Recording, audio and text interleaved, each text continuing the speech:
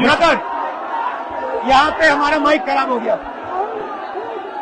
और public meeting करना मुश्किल है। जी बिल्कुल ठीक बात है। तो मैंने सोचा कि हम थोड़ा यूपी के बारे में बातचीत कर लें और आप अपना पर्सपेक्टिव हमें बताइए, हम आपको अपना पर्सपेक्टिव बताते हैं, थोड़ी डिस्कशन करते हैं। ठीक बात है, ठीक बात है। मैं समझता हूँ कि जब माइक खराब हो गया हम दोनों बात करेंगे, वो रिकॉर्ड होकर के जाएगी तो लोग बेहतर और अच्छा समझेंगे और अच्छा रिजल्ट आएगा। और क्योंकि सोशल मीडिया से वेल कनेक्टेड है तो सब लोगों को जानकारी मिल जाएगी कि हम और आप क्या बोल रहे हैं। यूपी जो 80 सीटें दे रहा है, इसमें 79 सीटें समाजवादी पार्टी, कांग्रेस, इंडिया गठबंधन जीत रहा है। एक जो क्यूटो है उसमें हम और आप लड़ाई में हैं। और इस बार क्यूटो नाम कैसे, जापान वाला ही है ये क्यूटो, क्योंकि जो प्रधान सांसद हैं उन्हें सपना दिखाया था काशी के लोगों को कि दुनिया की सबसे बेहतर सिटी बनेगी क्यूटो।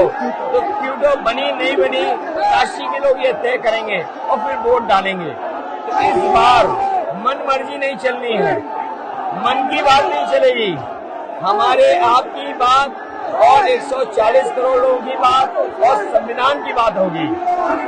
और आपने देखा, हम सब ने देखा कि यूपी को नरेंद्र मोदी जी ने बेरोजगारी का सेंटर बना दिया और इतनी बेरोजगारी की है।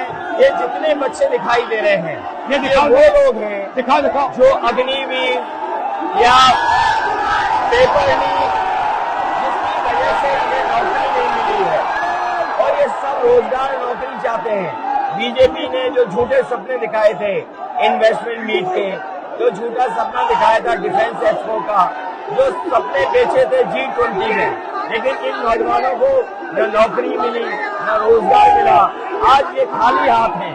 तो इसलिए हमें और आप मिल के, जो आपने कहा, जो इंडिया गठबंधन कह रहा है कि 30 लाख बच्चों को नौकरी दी जाएगी, उस दिशा में हम लोग काम करेंगे। और पहली नौकरी पक्की स्कीम जिसके माध्यम से हर ग्रेजुएट को नौकरी का अधिकार, बेहतरीन ट्रेनिंग और बैंक अकाउंट में 1 लाख रुपए साल के। आपने नोट किया कि मोदी जी खटाखट बोलने शुरू कर दिए। ये आपके खटाखट के बाद वो रटारट खटाखट कर रहे हैं। अच्छा, आप एक बात बताइए, मुझे क्यूरियोसिटी है, थोड़ा आप अपने पापा के बारे में मुझे बताइए जी। मुलायम सिंह यादव जी के बारे में बताइए। आपने उनसे क्या सीखा? नेताजी और उनके साथ के लोग बिल्कुल जमीनी राजनीति करते रहे। हालांकि नेताजी कुश्ती, पहलवान और गाँव के थे। करते हो कुश्ती? नहीं, मैं कुश्ती नहीं कर पाया जीवन में, क्योंकि मैं मिलिट्री स्कूल में चला गया तो कुश्ती नहीं कर पाया।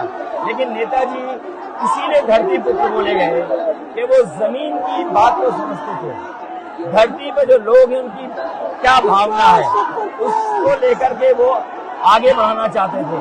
और आपका इस क्षेत्र से और इस शहर से आज का लगाव नहीं है, न जाने कितने सालों पुराना लगाव है।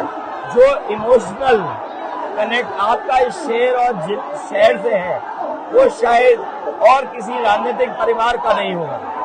तो नेताजी से उनका हार्डवर्क और अपने लक्ष्य के लिए लगातार काम करते रहना, जो गैर बराबरी की लड़ाई डॉक्टर राम मनोहर लोहिया यहीं लड़े थे। हालांकि हमारी आपकी विचारधारा की यहाँ टकराव रहा, लेकिन हमारे व्यक्तिगत या जो सिद्धांत में कभी समझौता नहीं हुआ। सिद्धांत को लेकर के हमने आपके साथ खड़े हुए और कई बार खड़े हुए, और आपकी भी पार्टी सिद्धांत से बहुत करीब रही समाजवादियों के।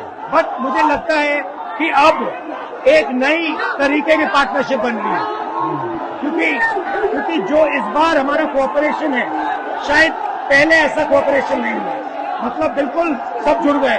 सबसे अच्छा ये है कि जितना उन्होंने कहा 2 लड़कों की जोड़ी, उतना युवा आपसे, हमसे, इंडिया गठबंधन से और जुड़ गया। तो ये नेचुरल अलायंस है, और नेचुरल अलायंस इसलिए लोग महसूस कर रहे हैं कि वो चाहते हैं कि नौकरी और रोजगार मिले, नौकरी और रोजगार मिले। तो ये बड़ी भावना है कि हमसे आपसे ये यूथ कनेक्ट कर रहा है। सबसे बड़ी बात, महंगाई की चोट सबसे ज्यादा इन लड़कों को लगती है। हमारी थिंकिंग है और आपकी भी है कि ये जो 22-25 लोगों को नरेंद्र मोदी जी ने पूरा का पूरा धन पकड़ा है, उसको ठीक करने के लिए जो हमारे युवा हैं, माताएं बहनें हैं, उनको डायरेक्ट बैंक अकाउंट में पैसा देना है। देखिए, ये जो लोगों के पास पैसा पहुंचने से जो अर्थव्यवस्था को लाभ मिलेगा, मैं समझता हूं इनका भाग्य में बनेगा और देश की अर्थव्यवस्था ही बेहतर होगी। ये जरूरी स्कीम है कि इनके अकाउंट में पैसा पहुंचे, जिससे थोड़ा बहुत जीवन स्तर इनका भी अच्छा हो। नरेंद्र मोदी जी डिबेट से क्यों डरते हैं? क्योंकि वो सच का सामना नहीं करना चाहते। पूरा उनका झूठ का गुब्बारा है। वो बीजेपी और बीजेपी के लोग मन मर्जी से चलते हैं, अपनी मर्जी से चलते हैं और उनको लगता है कि डिस्कशन की कोई जरूरत नहीं है, क्योंकि वो सब कुछ जानते हैं। डेमोक्रेसी में जितना डिस्कशन होगा, जितने विचार एक दूसरे को हम सुनेंगे और एक दूसरे पे भरोसा करेंगे, उतना हमारा लोकतंत्र मजबूत होगा। ये बीजेपी के लोगों ने न केवल हमारी जान को खतरा पैदा किया है, बल्कि लोकतंत्र को भी और संविधान को भी खतरा पैदा कर रहे हैं। और इसका नतीजा दिख रहा है कि चाइना हमारी जमीन के अंदर आ गया। ये बेरोजगारी बढ़ती जा रही है, जो प्रोडक्शन होता है वो नहीं हो रहा है, और पूरा का पूरा एक्सटॉर्शन, ईडी, सीबीआई, ये लोग मतलब एक्सटॉर्ट कर रहे हैं। कई बार सुनने को मिल रहा है और सरकार स्वीकार नहीं कर रही है। लद्दाख की हमारी सीमाएं सुरक्षित हो गई, और अरुणाचल के आसपास या सीमा जो चीन से छू रही है वो बहुत असुरक्षित है।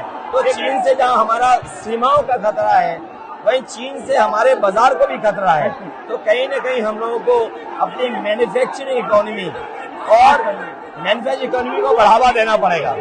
और ये जो स्कीम्स है, पहली नौकरी पक्की और महालक्ष्मी, ये मैन्युफैक्चरिंग सिस्टम को, इकोनॉमिक सिस्टम को जंप स्टार्ट करने के तरीके हैं। ये बहुत अच्छा जंप स्टार्ट होगा। इसको अगर फोकस होकर के आईआईटी, पॉलिटेक्निक, इंजीनियरिंग कॉलेजेस को, इन सबको इकोसिस्टम में ला करके, मैं समझता हूँ युवा नौजवानों को अच्छी नौकरी और रोजगार मिल पाएगा। और हमारा लक्ष्य है कि सब, हर जात को भागीदारी मिले, स्पेस मिले, हर इंस्टीट्यूशन में, बिजनेस में, एजुकेशन के सिस्टम में।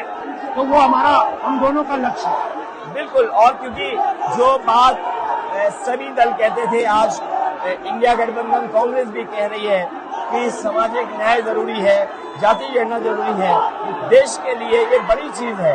जो दुनिया में अमेरिका है, यूरोप है, अपने उन लोगों के लिए जो पीछे छूट जाते हैं, उनके लिए कुछ काम करते हैं। तो हमारा जो देश जाति के आधार पर पिछड़ा है, तो इसको आगे बढ़ाने के लिए ये बड़ी भूमिका होगी इस बार। बहुत अच्छा लगा, अच्छी बहुत अच्छी मीटिंग है। मुझे लगता है कि ये यूनिक मीटिंग है क्या?